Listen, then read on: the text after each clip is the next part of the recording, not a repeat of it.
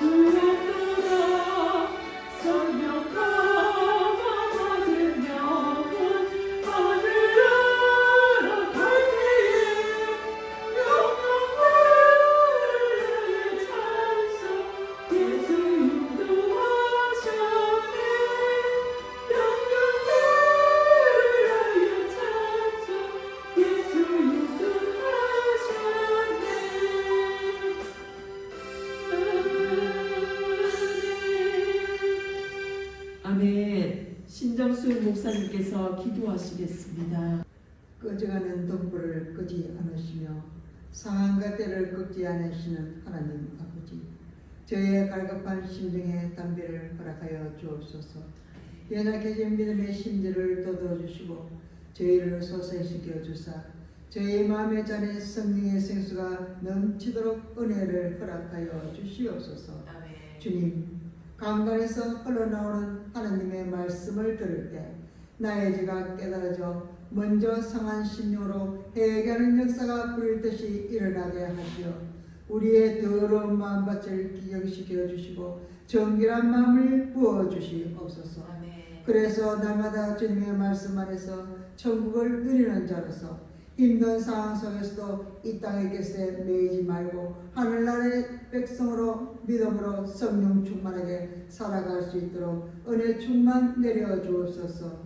주님, 우리는 주님의 자녀로서 심령이 가난한 마음으로 애통하는 마음으로 주님을 갈망하는 마음으로 날로 충만하게 넘치게 하옵소서. 그래서 우리는 주님의 신부로서 그리스도의 의의 옷을 입고 거룩한 삶을 삶으로 주님이 오시는 그날을 기다리며 심판날에 멸망당하지 않게 하옵소서. 주님, 우리를 지옥으로 끌고 가려는 마귀의 관계와 속삭임의 유혹에서 우리를 건져 주시옵소서. 아멘. 날마다 삶 속에서 육적으로 영적으로 마귀와 전쟁을 치르고 있나이다. 어두운 영이 우리를 엄습하여 우는 사자와 같이 우리를 삼키려고 호시탐탐 노리고 있나이다. 아멘. 주님, 우리를 불쌍히 여기어 주시옵소서. 아멘. 우리 모두를 살려 주시옵소서. 아멘. 악에서 떠난 삶을 살지 않았기에 목사님 제 남편을 마귀가 삼켜 버렸습니다. 한 사람을 중으로 내모는 것도 부족하여 아들마저도 마귀의 속임수에 홀려 가정이 파괴되고 또다시 마귀들의 목적을 달성하기 위해 온갖 모략을 꾸미고 있나이다. 지금 겪는 고난도 제 인생의 첫 번째 고난이 아닙니다. 이미 수없이 많은 고난을 겪었고 그 많은 역경을 이기고 여기까지 성장해 왔나이다.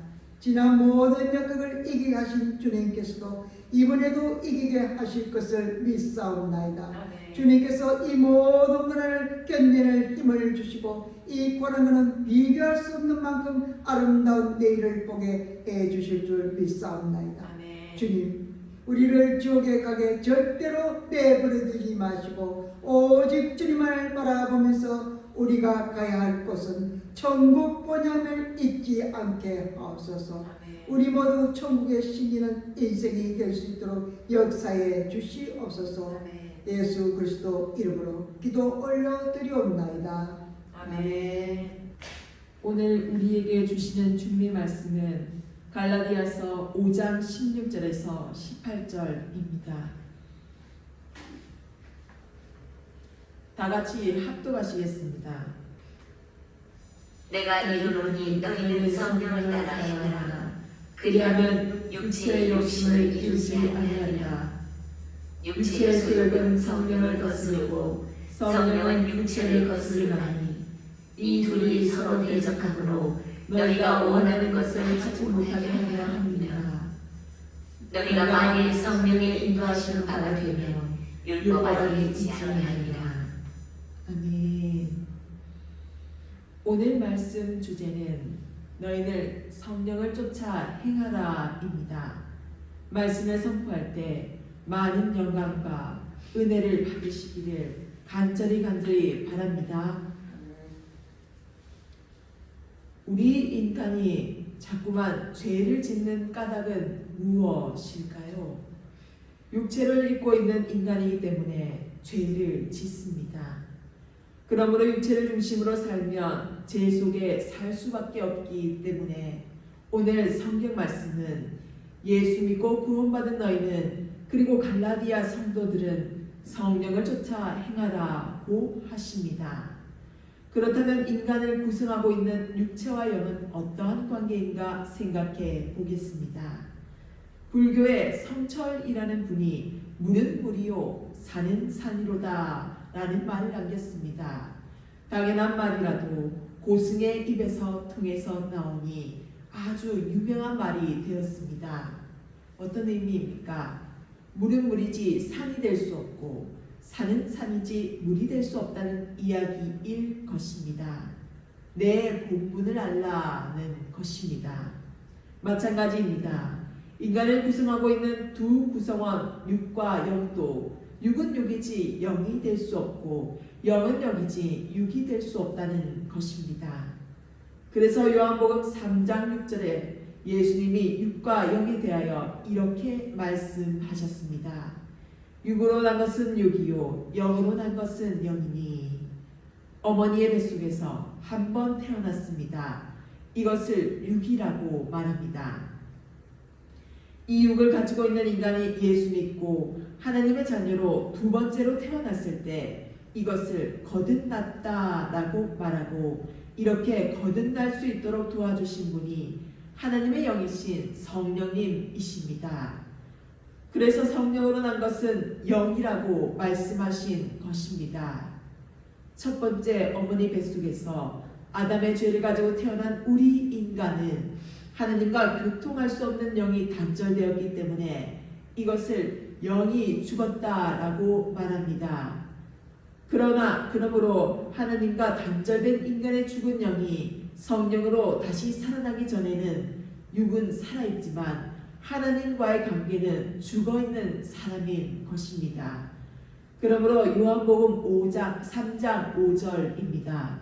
예수께서 대답하시되 진실로 진실로 내게 이르노니 사람이 물과 성령으로 나지 아니하면 하나님 나라에 들어갈 수 없느니라. 아멘. 그러니까 어머니 뱃속에서 육으로 난 것만 가지고는 그 누구도 하나님의 나라에 들어갈 수가 없고, 누구든지 하나님의 나라에 들어가려면 말씀과 성령으로 영이 거듭나야만 들어갈 수 있는 것입니다. 그러면 육의 하는 일과 성령이 하시는 일을 비교해 보겠습니다. 예수 믿기 전에 육으로만 살 때 그 육체가 하는 일입니다. 본문 19절에서 21절입니다. 육체의 일은 분명하니 곧 음행과 더러운 것과 호색과 우상 숭배와 주술과 원수 맺는 것과 분쟁과 시기와 분냄과 당 찢는 것과 분열함과 이단과 투기와 술 취함과 방탕함과 또 그와 같은 것들이라. 전에 너에게 경계한 것 같이 경계하노니 이런 일을 하는 자들은 하나님의 나라를 유업으로 받지 못할 것이요. 아멘. 육으로만 살면 15가지 악행과 그 비슷한 일을 행한다고 말씀하고 있습니다. 그러면 이번에는 예수 믿고 성령으로 거듭 태어난 구원받은 사람이 성령을 힘입어 하는 일입니다. 본문 22절에서 23절입니다. 오직 성령의 열매는 사랑과 희락과 화평과 오래 참음과 자비와 양성과 충성과 온유와 절제니 이 같은 것을 금지할 법이 없느니라. 아멘. 성령의 열매로서 사랑은 보통 일반적인 사랑이 아닙니다. 원수까지도 사랑합니다. 그래서 육체의 일로서 원수를 맺어서 도저히 풀 수 없는 그것을 우리 안에 계신 성령의 도움으로 사랑으로 풀어버리는 것입니다. 희락이라는 기쁨도 육체의 일로서는 좋을 때만 기뻐할 수 있지만 성령 안에서의 기쁨은 환경을 초월하여 언제나 기뻐하는 것입니다. 충성도 목숨을 건 충성입니다. 오래 참음도 소망을 잊지 않고 기쁨으로 기다립니다. 성령으로 나타나는 열매를 금지할 법이 없는 것입니다. 그렇습니다. 예수 믿어 성령으로 살면 환경을 초월해서 9가지로 아름다운 열매를 맺는다고 말씀하고 있습니다.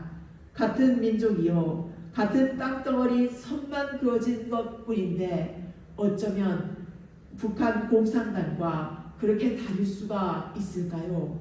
도저히 저들하고는 하나가 될 수 없는 사람들입니다.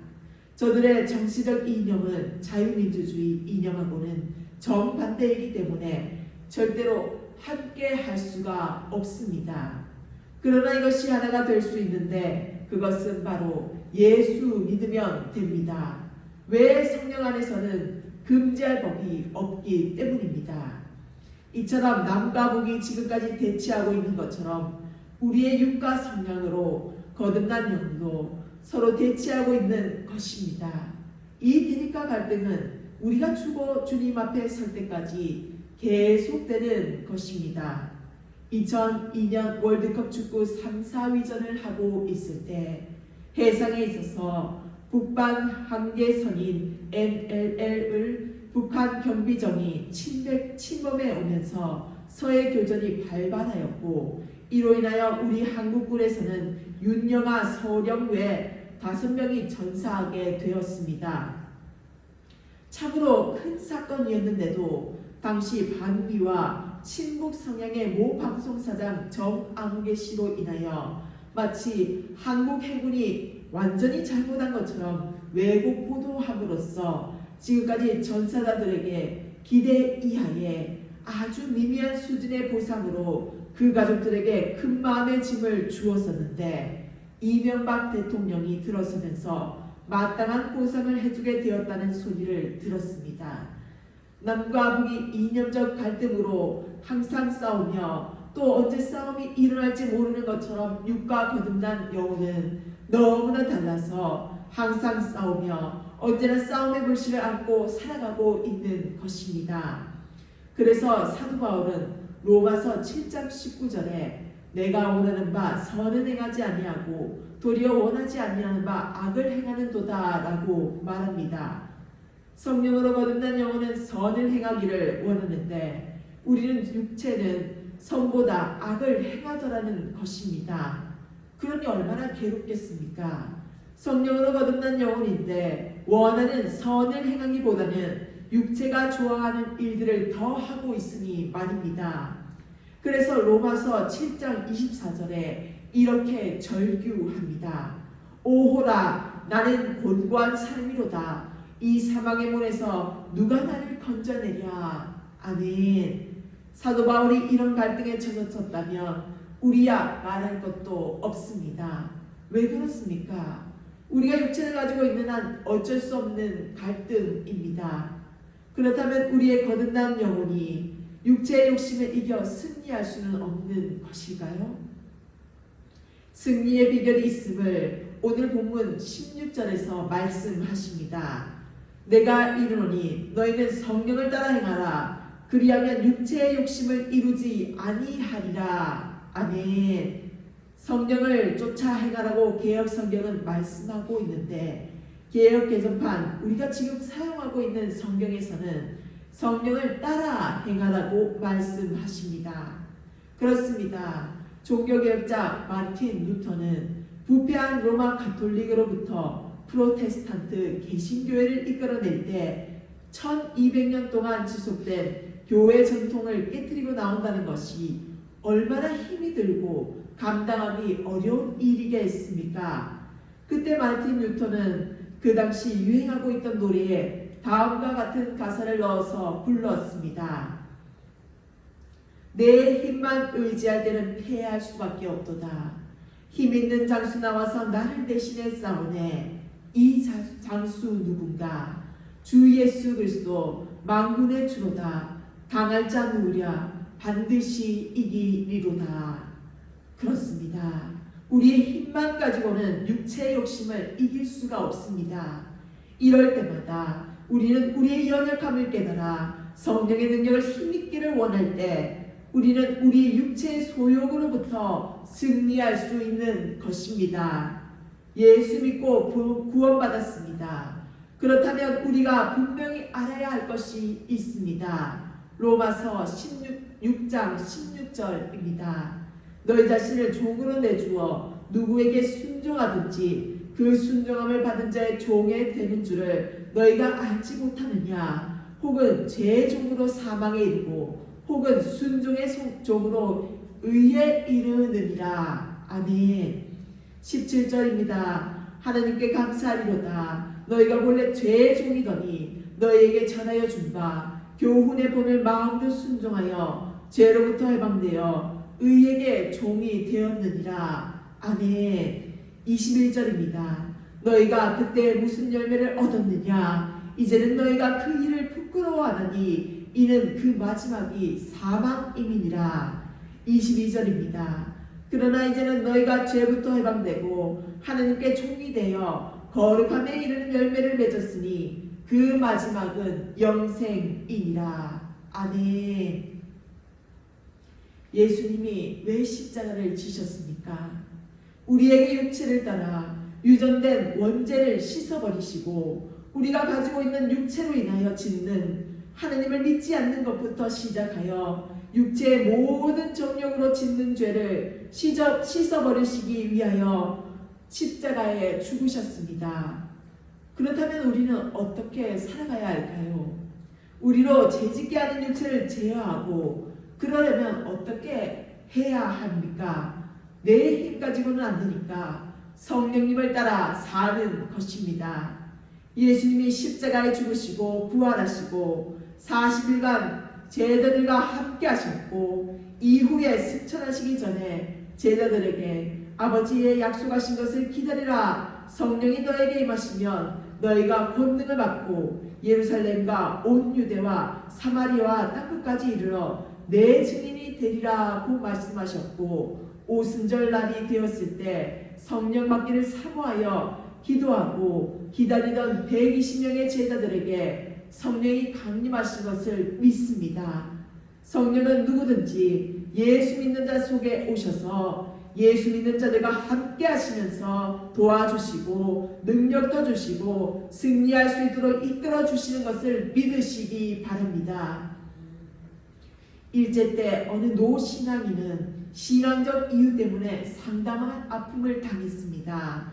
매일 신사참배 강도를 감당해낼 수가 없었습니다. 그 노인은 신경통으로 무릎 관절을 심하게 앓고 있었습니다. 신사참배를 끝까지 거부하면 감옥에 가야 합니다. 엄동의 감옥에 가면 신경통이 악화되어서 병신이 될지도 모릅니다. 그리고 평생 걷지도 못할지도 모릅니다. 그것이 염려였습니다. 그래서 이 문제로 간절한 마음으로 기도했습니다. 기도하는 그에게 성령님의 평안한 임재를 느끼지 않을 수 없었습니다. 이것이 기도의 응답이라고 생각한 노인은 단호하게 신사참배를 거부하였습니다. 그리고 감옥에 갔습니다. 그의 추운 겨울을 감옥에서 지냈습니다. 그런데 그렇게 우려했던 무릎은 아무 염려가 없었습니다. 오히려 하나님의 치료해 주시는 기적이 일어난 것이었습니다. 이제 오늘 말씀이 갈라디아서의 마지막 말씀입니다. 오늘 말씀에서 사도 바울은 그리스도인들이 어떻게 성령을 위하여 씻는 자가 되고 그러한 삶을 살아갈 수가 있는가에 대해서 말씀하고 있습니다. 먼저 14절에 그러나 내게는 우리 주 예수 그리스도의 십자가 외에 결코 찬양할 것이 없으니 그리스도로 말미암아 세상이 나를 대하여 십자가에 못 박히고 내가 또한 세상을 대하여 그러하니라. 아멘. 사도 바울은 십자가 외에 결코 자랑할 것이 없다고 말씀합니다. 사도 바울이 이것저것 자랑할 것이 많지만 그 중에서 십자가 하나만 자랑하겠다는 말씀이 아닙니다. 십자가 외에 다른 것은 사도 바울이 경험해 보니 결국엔 하나님과 나를 가로막는 배설물과 같더라. 자랑할 것은 십자가밖에 없더라. 그래서 나는 십자가 외에 결코 자랑할 것이 없다라고 고백하는 것입니다. 당시 거짓 교사들은 갈라디아 성도들에게 계속해서 행함을 자랑하고 여러분이 만들어가고 성취해가는 조건과 자격을 자랑하며 살아가라고 이야기했습니다. 영적으로 높아지고 교회에서도 그럴듯한 사람인 것처럼 살아가며 스스로의 힘으로 이루는 것들을 자랑하라고 높아지라고 했던 것입니다. 그래야 여러분의 삶이 행복하고 교회가 부흥한다라고 가르쳤습니다. 여기서 자랑하다라는 단어는 단순히 내세우다, 뽐내다 정도의 뜻이 아니라 삶의 원리 혹은 근거, 삶을 살아가는 이유, 무엇을 위해서 살아가는가를 의미하는 것입니다. 사도 바울은 사실 인간적으로 생각하면 누구 못지않게 자랑할 것이 많았던 사람이었습니다. 그는 학벌도 좋았고 지식 수준도 높았고 가문도 좋았습니다. 그런데 사도 바울은 자주 이런 고백들을 합니다. 나는 사도 중에 가장 작은 자라. 모든 성도 중에 지극히 작은 자보다 더 작은 나. 죄수 중에 내가 괴순이라. 오라 나는 곤고한 자로다. 누가 이 사망의 몸에서 나를 건져내랴. 겸손의 마음도 있었지만 사도 바울은 우리와 같이 그리스도인으로 살아가면서 똑같이 넘어지고 실수를 경험하고 실패하고 믿음의 시험도 당했습니다. 수도 없이 어렵고 곤란한 일들을 만나기도 하고 자신 스스로의 연약함 때문에 문제를 만나기도 했습니다. 사도 바울 역시도 수많은 어려움과 힘든 일들이 있었지만 그런데 중요한 것은 문제를 만나보니 실수와 실패를 하고 어려움을 당해보니 결국에 나는 다시 읽히는 것은 내가 자랑스러워하던 것들이 아니더라 라는 것입니다. 나를 다시 살게 한 것은 하나님의 은혜였고 십자가 하나님의 사랑뿐이었습니다.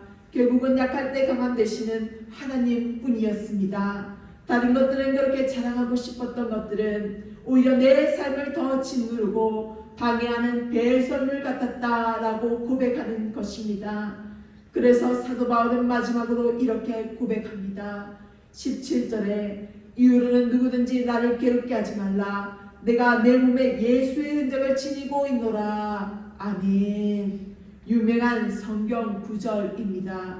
사도 바울이 자신의 몸에 예수의 흔적을 지니고 있다라고 말씀합니다. 흔적이라는 스티그마 단어는 동물이나 노예들에게 찍었던 낙인을 말하는 것입니다. 사도 바울이 자신의 몸에 예수의 낙인을 지니고 있다고 말씀합니다. 낙인이 누구의 노예, 누구의 종이라는 표시이었던 것처럼 바울 자신은 예수님의 것이라는 것입니다. 예수님이 자신의 주인이고 바울은 예수님의 낙인 찍힌 예수 그리스도의 종입니다. 나는 이제는 언제나 예수 그리스도가 메인 사람이라고 고백하고 있습니다. 일반적으로 사람들은 메인 것이 없을 때 자유롭다고 생각합니다. 그런데 사도 바울은 하나님께 매이는 것이 십자가를 자랑하는 이유이고 바로 이 매임으로 인해서 예수 그리스도의 종되는 삶에 그리스도인의 잠자유가 있음을 말하고 있습니다. 하늘을 높이 날고 싶었던 멋진 연이 있었습니다. 연 날리기 할 때 연을 말하는 것입니다. 더 높이 날고 싶어서 연이 몸을 쭉쭉 펼 때면 항상 실이 자신을 붙잡고 잡아당기는 것이었습니다. 그래서 연은 실만 없으면 높이 오를 텐데 실만 없으면 저 구름까지도 저 별까지도 가볼 텐데 라고 생각했습니다. 연은 실이 불편하고 미웠던 것입니다. 그래서 어느 날 연이 안 되겠다, 실을 끊어야겠다 결심을 하고 정말로 실을 끊어버렸습니다. 실을 끊자마자 강한 바람이 불어와 연은 한 번도 오르지 못했던 높은 곳으로 솟아올랐습니다. 그리고 기쁜 마음에 자유다! 라고 소리도 칩니다. 그런데 어떻게 되겠습니까? 높이 올라간 연은 얼마 지나지 않아 중심을 못 잡고 날더니 땅으로 추락하기 시작했습니다. 그제서야 깨닫게 됩니다. 매임이 없어짐이 자유가 아니라 멸망이구나. 사람들은 매인 것이 없을 때 자유롭다고 착각하지만 사실은 안전한 것에 매여 있을 때 진정한 자유가 있는 것입니다. 선착장에 세워져 있는 배도 육지에 줄로 꽉 매여 있어야 바다에서 안전하고 자유하지 매임이 없으면 방황하고 잘못되면 잃어버리게 되어 있었습니다. 성경은 인간은 누구든지 어떤 주권 아래서 살 수 없다고 말씀합니다. 근본적으로 사람은 하나님께 속하든 죄에 속하든 간에 어딘가에는 반드시 속하게 되어 있다는 것입니다. 그런데 많은 사람들이 신앙생활을 더 진지하게 하지 않는 이유가 하나님을 더 믿으면 무언가 매일 것 같고 내 삶에 많은 것을 포기해야 할 것 같고 자신을 희생해야 할 것 같기 때문입니다. 그러나 성경은 하나님께 속하지 않는 상태가 바로 죄에 속한 상태라고 말씀하고 있습니다. 많은 사람이 하나님께 매이지 않음을 자유라고 착각하는데 사실은 죄에게 매인당하는 상태라는 것입니다.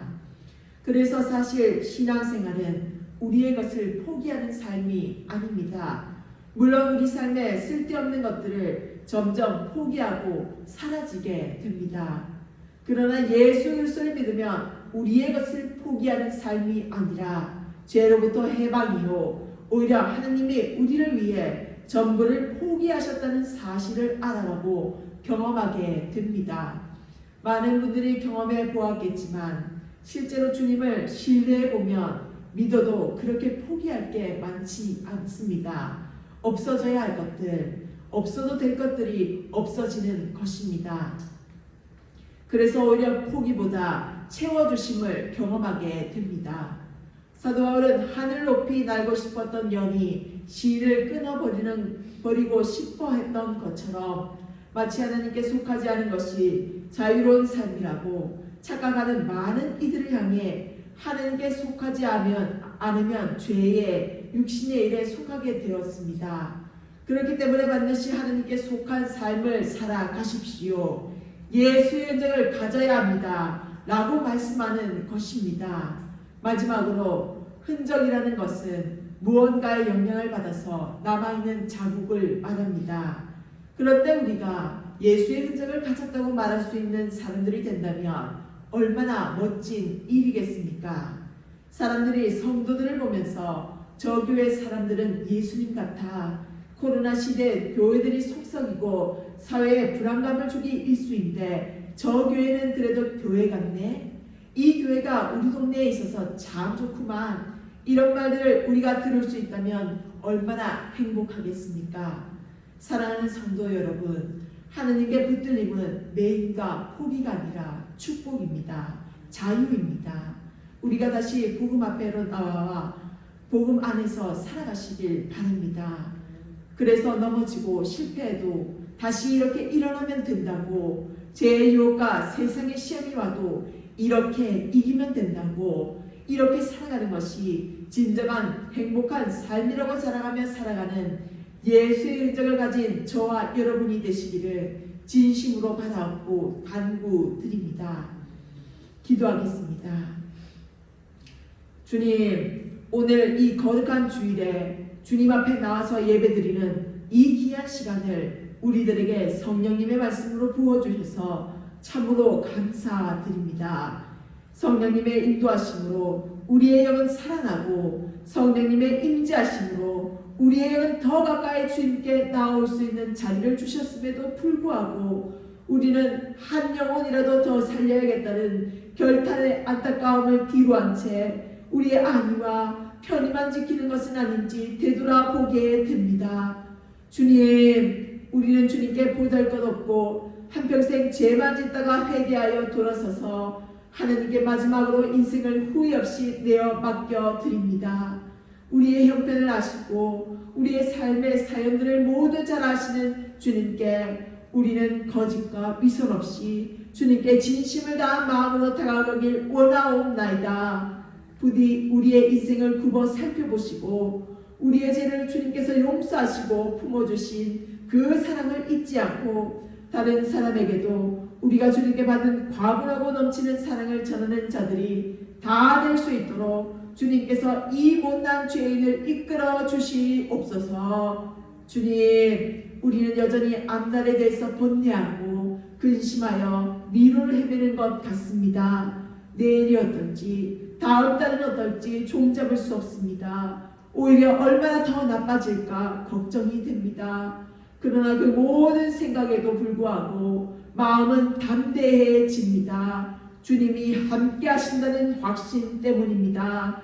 주님이 이끌고 가고 계시는 것이 분명하다면 우리는 그 전부에 삶을 전적으로 헌신하는 삶으로 사는 것이 충분히 만족스럽고 또 무한한 감사를 주님께 올려바치게 하실 우리의 구주 예수 그리스도의 이름으로 기도드립니다. 아멘. 찬송가 380장 찬송하시겠습니다.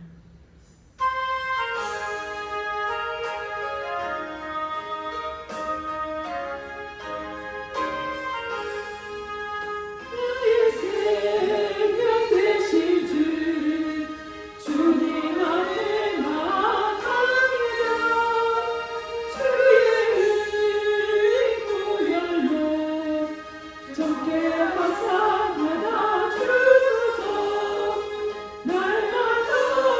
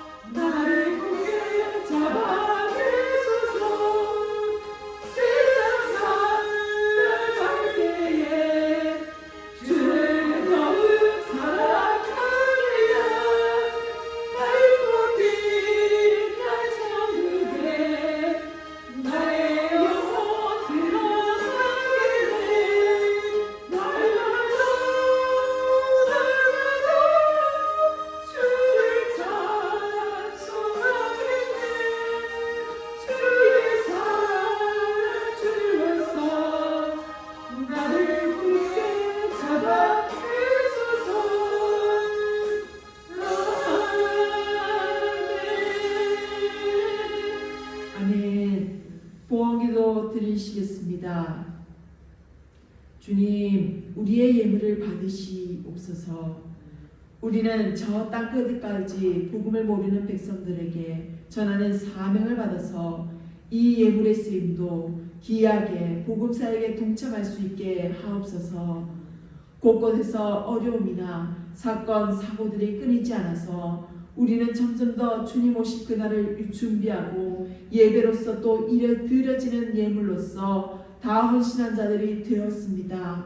언제나 예물로서 판단받고 결정되는 일이 없게 하옵시고 십자가를 모두 다 잘 지고 가서 하나님 만날 그때에 우리는 아낌없이 주시는 그 사랑을 영원히 영으로서 저 하늘나라의 기쁨이 충만하게 하실 줄 믿사옵나이다.